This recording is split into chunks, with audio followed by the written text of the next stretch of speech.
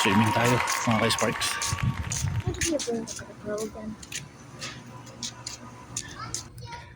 Hello mga ka-Sparks, at ito na nga, pupunta tayo sa pool dahil napaka-init ng panahon. Pero yung hangin dito is malakas pero mainit, kaya tamang-tama.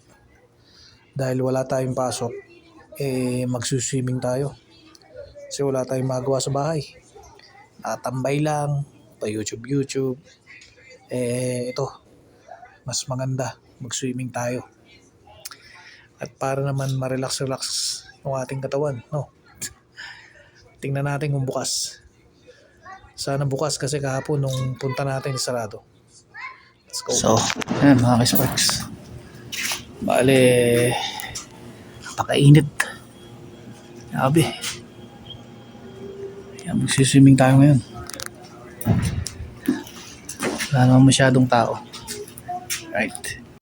So yan, mga ka-Sparks. So maliligo na tayo. Bale, maganda yung panahon pero mahangin. Ito mahangin. Punta tayo sa tubig.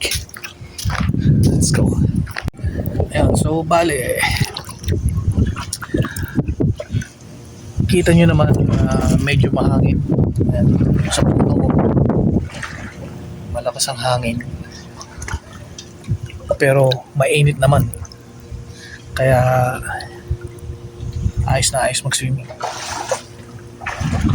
Walang ibang swimming, siguro ilan lang dito, 4.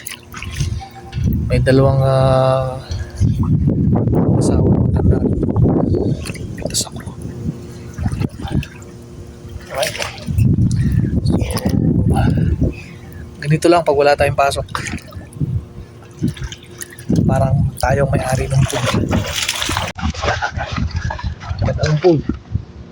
Diba? Let's go.